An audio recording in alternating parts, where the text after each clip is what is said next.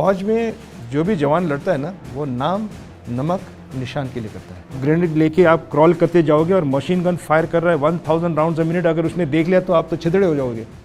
Temperatures थे -30 degree Celsius and below till the last bullet and the last breath they fought.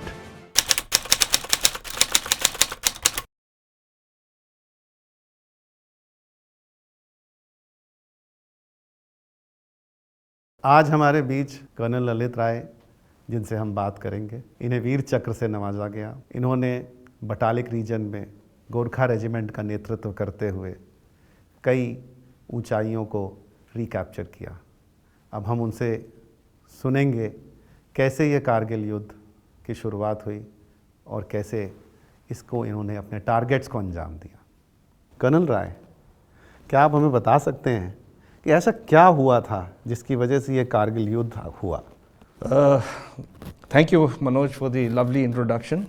So this operation जो किया ना 99 में, उसको ऑपरेशन अल बदर था। वो 84-87 के बीच में कभी उन्होंने प्लान किया था। अंडर ऑपरेशन अल बदर उन्होंने प्लान किया था कि हम 3 मेजर जगहों में इन्फिल्ट्रेट करेंगे और उस इलाके के जितने भी हाइट्स हैं उसको कब्जा कर लेंगे और वहाँ पे बैठेंगे फुल विंटर तक। और जब समर में दोबारा हिंदुस्तान की फ़ौज आएगी उसको ऑक्यूपाई करने के लिए, उस वक्त उनको जो है नुकसान पहुँचाएंगे और वहीं बैठे रहेंगे। और वहाँ बैठने से उनको फ़ायदा ये था कि वो जो हाईवे, नेशनल हाईवे 1 डेल्टा, जो आपके जम्मू को से होते हुए, श्रीनगर से होते हुए लेह तक पहुँचती है, मेन सप्लाई लाइन, उसको ब्लॉक कर दिया जाए। उससे क्या हो जाता है, पूरा सप्लाई बंद, आर्म्स एमुनेशन बंद, कोई भी फूड, ऑयल, नथिंग, कुछ भी नहीं जा सकता आगे। तो उससे क्या होता, फ़ायदा उनको कि हमारी जो भी आर्मी आगे होती है उसकी सप्लाई बंद हो जाती। तो सियाचिन ग्लेशियर और जो भी जो जगह है ना, ऐसे उनको स्टाफ ऑफ कर देते। उससे हमारे इंडिया का वो पोर्शन भी ले पूरा कट ऑफ हो जाता, पूरा कट ऑफ हो जाता। और फिर जैसे मैंने बोला ना, उनका एम ऑपरेशन विजय को लॉन्च किया गया कारगिल में कुछ खास पीक्स को वापस हासिल करने के लिए।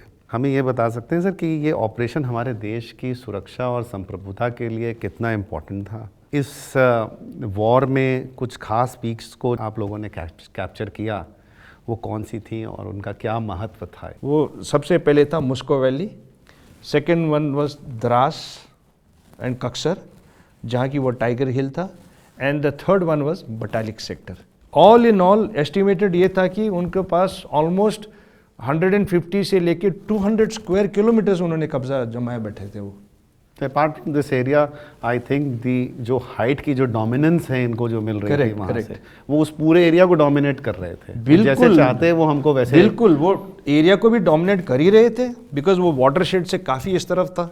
और मोस्ट इम्पॉर्टेंट इज वो जो रोड था ना, जो कि बहुत ही क्रूशियल था हमारे लिए, सप्लाई लाइंस के लिए, उसको पूरा डोमिनेट करके वो बिल्कुल ब्लॉक ही कर सकते थे। वो थोड़ा सा मैं आपके बारे में मैंने जब पढ़ा तो मुझे पता चला कि आपको अचानक जब ये वॉर छिड़ गई तो 1st 11 गोरखा रेजिमेंट को कमांड करने के लिए आपको अचानक बुलाया गया। तो ये कैसे हुआ और आपकी क्या फीलिंग्स थी उस समय? Manoj, first of all thank you very much for raising this point over here, because मुझे कहीं कहीं लगता है कि you know this is one of the most interesting parts of my life. मैं लैंड हुआ उधर 2 June, straight from the frying pan into the fire बोलते हैं ना जिसको। और मेरे नेक्स्ट जो हमने मेजर अटैक किया जो खल्लूबार टॉप के लिए 2 जुलाई में। So I had only 30 days in my hand. आज लैंड हुआ, 30 दिन के बाद अटैक अगर करना है, कोई किसी को बोले तो बोलेगा पागल हो गया है, क्योंकि 30 दिन में तो आप अपने लड़कों को भी पूरा नहीं मिल पाओगे। उनको भी तो अपने लीडर का शक्ल देखना है ना पहले, before they actually follow him to death. मुझे मेरे लिए बहुत ज़रूरी था कि मैं अपने शक्ल को सबको दिखाऊं, अपने बॉयज़ को, कि वो पहचाने कि कौन है कमांडिंग ऑफिसर। तो मैं क्रॉलिंग करते हुए, बम्बार्डमेंट होती थी, इतना ज़्यादा बम्बार्डमेंट होता था, ऐसे बम्बार्डमेंट में भी क्रॉलिंग करते करते मैं गुफाओं में, पोजीशंस में, दूर दराज एरिया में जाके 10, 15, 20, 30 जितने भी लड़के वहाँ बैठे थे उनको जमा करके मैं बोलता था कि boys, I am your new commanding officer, हमें अटैक करना होगा, हम ज़रूर यहाँ जो है बिल्कुल हमारी फतेह होगी और हमें अटैक करके दिखाना पड़ेगा, हमें अपना खोखरी का माइट दिखाना पड़ेगा। And boys are very happy to see me. उनको एक नई सी ऊर्जा आ गई, जोश आ गया कि yes we are now doing something, we are going to do something.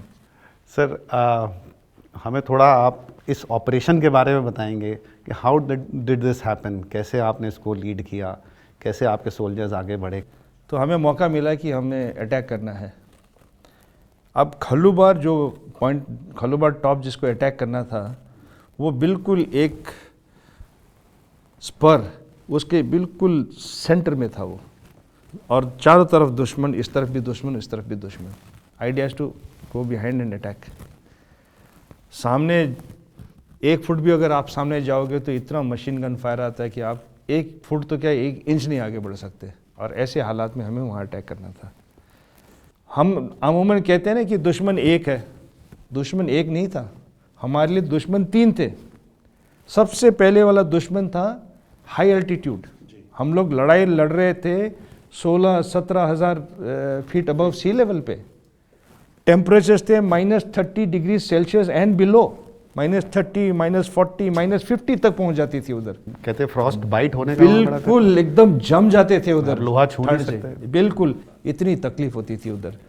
Then breathing difficulty था, एंड बिकॉज ऑफ दैट आपकी फिजिकल कैपेबिलिटी बिल्कुल घट जाती है। आप you can not be as strong as you are. जो आप यहाँ 100 किलो आराम से कैरी कर सकते हैं, वहाँ 15-20 किलो कैरी करने के लिए भी एक मतलब परिश्रम होता था, एक बहुत ही चैलेंज होता था उधर। So this was one. And extreme cold से लोग कितने फ्रीज होके बेचारे शहीद हो गए उधर, इतना बुरा हाल हो गया था। हाइट वाज वन, हाँ, adverse conditions was the other. Absolutely. And my god, 17,000-18,000 चढ़े उधर उस इलाके में, where breathing is difficult, cold is getting you, weight is pulling you down, enemy is firing at you, and the third enemy was the actual enemy, जो पूरे आधुनिक जो है हथियार के साथ ऊपर बैठा हुआ है, machine gun firing at the rate of 1000 rounds per minute, 40 to 50 ऐसे machine guns firing at you at the thing, you are climbing up there. So ऐसे हमें फेस करना पड़ा उधर एक्चुअल बैटल से पहले। It was terrible, it was miserable, and for a commanding officer ये तो एक नाइटमेयर था। And let me also tell you कि एक फौजी का सबसे वीक पॉइंट क्या होता है मालूम है? It's a secret which I am not suppose to tell you, but I will tell you today, कि फौजी का जो है बूट होता है ना, सबसे जो है it's a strength also and weak point also. अगर बूट सही हो ना तो हम कहीं भी चल के पहुंच जाते थे। उस समय कारगिल वॉर 99 में जब छिड़ा तो हम लोग यहाँ पर बूट कॉम्बैट RI बनाते थे। अच्छा। तो हमारे पास उस समय कुछ डिमांड आई कि हमें इमीडिएटली छोटे साइजेस के बूट्स RI चाहिए। मेरे लड़कों के लिए होगा बिल्कुल छोटे साइज बोला तो। और सर यहाँ से material immediately without any order वो आए, उन्होंने पैक करवाया, यहाँ पर लोकल जो आर्मी की यूनिट है पैक करवाया, and immediately we were asked to send it to Chakeri airport, और वहाँ से it was airlifted, we were told that it is being airlifted directly to Kargil. Okay. So ये छोटा सा एक हम लोगों को नहीं, समय wow, इंसिडेंट wow, याद है। I am actually really fascinated by this thing, because हम तो वहाँ लड़ाई लड़ रहे थे, हमें मालूम नहीं था, बट हमें ये मालूम था कि जो जिस बंदे ने बना के भेजा इज मोर देन फरिश्ता फॉर अस। अरे नहीं सर, ये तो that was the very little that we could do. No, but you did it at such short notice without even thinking twice. That's fantastic. तो मेरे फादर उस समय थे। अच्छा। तो उन्होंने फिर सारी हमारे वर्कर्स को एड्रेस किया। उन्होंने कहा कि बच्चों, हम अपने देश के लिए सिर्फ इतना ही कर सकते हैं कि हम उनको जितने ज़्यादा से ज़्यादा जूते बना करके, ये स्नो बूट्स बना के हम अगर पहुंचा सके, इंसुलेटेड बूट्स, तो यही हमारे लिए एक बहुत बड़ा काम होगा। और उन लड़कों ने रात दिन काम करके सर यहाँ पर Fantastic, fantastic. Matter of fact, I will definitely carry your story, और मैं ज़रूर अपने लड़कों को भी बताऊंगा कि I have met that gentleman who has worked with his team to produce those beautiful boot RI which we use for war over there in the front. MKU में we say that courage is a decision. So आप थोड़ा सा हमें इस बारे में बताएंगे कि कैसे आपने इन चीज़ों को आगे बढ़ाया? फौज में जो भी जवान लड़ता है ना, वो नाम नमक निशान के लिए करता है। सो अगर वो जवान उठ के जो है जोश में एकदम चार्ज करता है, it's because he feels it is his duty. Not because he is been order to do it, उसका कर्तव्य है, इसलिए उसको स्ट्रेंथ मिलता है उसमें. Artillery shelling, rocket launchers, mortars, as we went on closure, machine gun fire, small arms fire. My goodness, the amount of explosion and the amount of gunpowder they must have blown on us. और जब भी मेरा जवान गिर जाता bullet से, मैं उसको आइस बॉल बना के उसका जहाँ भी बुलेट होल होता था, जहाँ से खून बह रही होती थी, उसको हम ब्लॉक कर देते थे ताकि खून ना बहे. उस जवान की हिम्मत को देखो. Even in a situation like that, उसको पूछा कि बेटा मैं कुछ नहीं कर सकता, मैं आपको एक जगह ले जाऊंगा, राइफल से आप पॉइंट करके जो है जिस बंकर से फायर आ रहा है उसमें तुम फायर करते रहो ताकि हमें भी फायर सपोर्ट मिले. बट नेक्स्ट डे व्हेनेवर हमारा काम वहाँ कंप्लीट हो जाता है, मैं खुद आके तेरे को अपने कंधे में बिठा के नीचे ले जाऊंगा. तो जवान वहाँ का हर जवान ने यही बोला कि साहब हमें पता है कि इट्स वेरी इंपॉर्टेंट कि आप उस इलाके को डे लाइट होने से पहले कैप्चर करें. तो don't worry, it's very painful. मुझे ऐसे लगता है कि मेरा पूरा शरीर खोखला हो गया because there no blood. But we will wait साहब, आप काम ख़त्म कीजिए, that is more important, and you come back and take us. And right here I want to tell you, जहाँ मैंने सोचा था कि एक दिन में वो ख़त्म करके मैं वापस आऊँगा इस जवान को फिर इवैक्यूएट करने के लिए, it took us more time. It took us 2-3 days. And by the time I came back, this jawans were lying down there. Their rifles were pointed towards the same objective which I had given them. Their finger was pressing the trigger. There was no bullet in the magazine, but they were frozen solid like an ice block. So, till the last bullet and the last breath they fought and they died. And that is the quality of the Indian soldier, Indian Army soldier. I really say hats off to the spirit of our soldiers. And it's because of people like our soldiers that our nation is very secure, and today ours is one of the strongest and the most professional armies in the world. Captain Manoj Pande का आपने नाम लिया. In fact शायद मुझे याद है लखनऊ के से ये पढ़े हैं और यूपी के ही हैं. तो कहीं मैंने देखा है कैंट में कि ये ग्रेनेड फेंक रहे हैं, एक हाथ में इनके राइफल है और एक हाथ से ग्रेनेड फेंक रहे हैं. करेक्ट. उस वक्त लेफ्ट साइड से एक बंकर एरिया से बहुत मशीन गन की फायर आ रही थी और आगे सामने से भी बहुत मशीन गन की फायर आ रही थी. तो मनोज पांडे, कैप्टन मनोज पांडे लखनऊ का young boy, he was just about 25 years old, I think 24-25 years old. उसको मैंने ऑर्डर दिया कि आप जाके ये बंकर एरिया से जहाँ से आ रहा है फायर, 3-4 बंकर दिख रहे हैं, उनको ख़त्म करो. मनोज पांडे गया उधर without hesitation, courageous boy I tell you. He went there and instead of 4 bunkers there were 6 bunkers.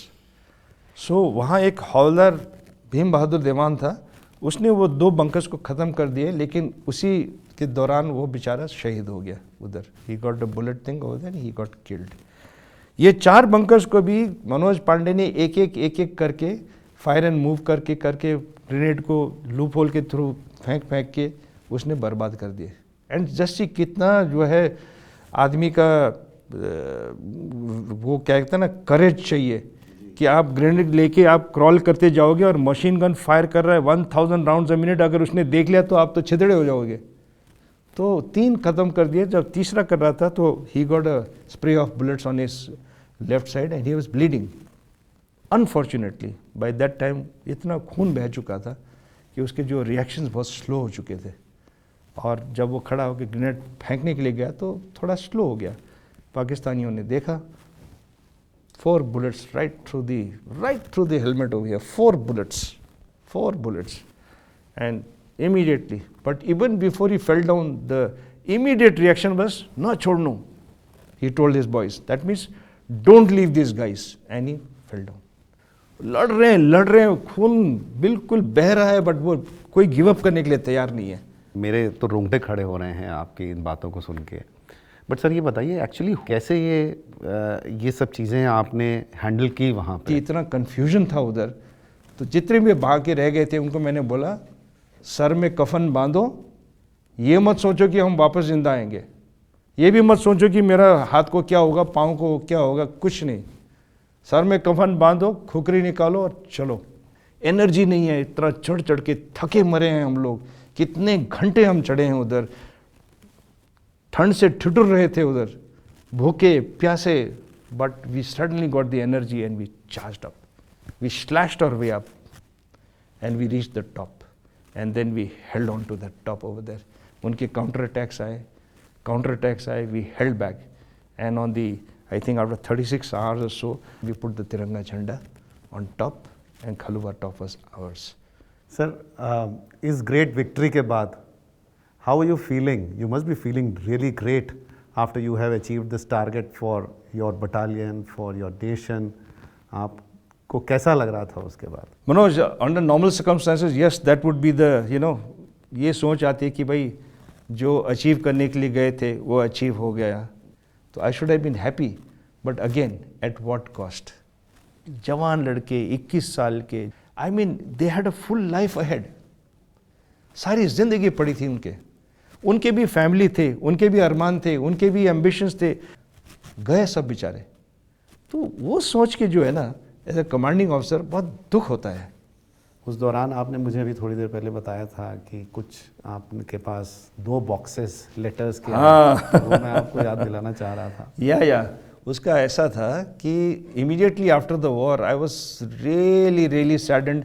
और मैं अंदर ही अंदर जो है ना, मेरे जो है ना, मेरे एंगर खाई जा रही थी मेरे को.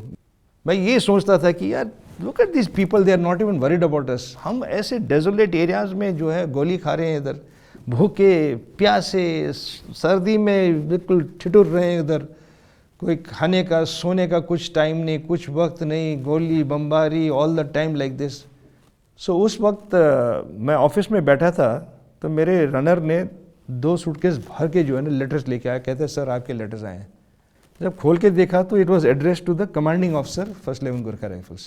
तो you could make out that those pages were torn from notebooks, and with tiny hand you could make out. वो हैंड राइटिंग से पता चलता नहीं कि बच्चे ने लिखा करके, प्यारे फौजी भैया हम आपसे बहुत प्यार करते हैं, and then one heart with the red colour over there. आप ज़रूर आइए, हम आपसे बहुत प्यार करते हैं. A simple letter like that, all the letters opened that contained things like that. Someone jhanda, someone embracing a small girl, embracing her with pigtails over there. And I almost choked, और उस वक्त मुझे ऐसे लगा कि यार look, everybody is not so indifferent.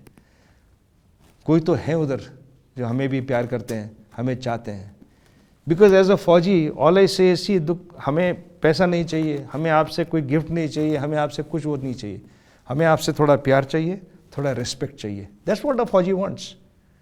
And that is the day I decided कि मेरे जो लड़के हैं, जो जवान लड़के गए हैं, उनकी वीर गाथा जो है मैं सबको सुनाऊंगा.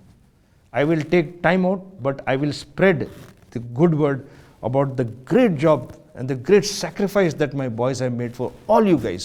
सर, ये वाकई में जो आपने सुनाया ये बहुत ही इंस्पायरिंग है. बस एक आपसे आखिरी प्रश्न पूछना चाहूँगा कि सिटीजन्स ऑफ इंडिया के लिए अगर आप कुछ देना चाहें एज एन आर्मी ऑफिसर. एक सिंपल सोल्जर होता है, वो दुश्मन से इसलिए नहीं लड़ता क्योंकि वो दुश्मन को हेट करता है. वो इसलिए लड़ता है क्योंकि जो उसके पीछे है उसको वो लव करता है, उसका नेशन और उसके पीपल को लव करता है. इसलिए as a soldier, we will feel empowered if every citizen understands कि क्या sacrifice उसका एक simple soldier ने किया है उसके लिए, ताकि वो सो सके. That's all I can say. जय Hind. Thank you, Manoj. Thank you.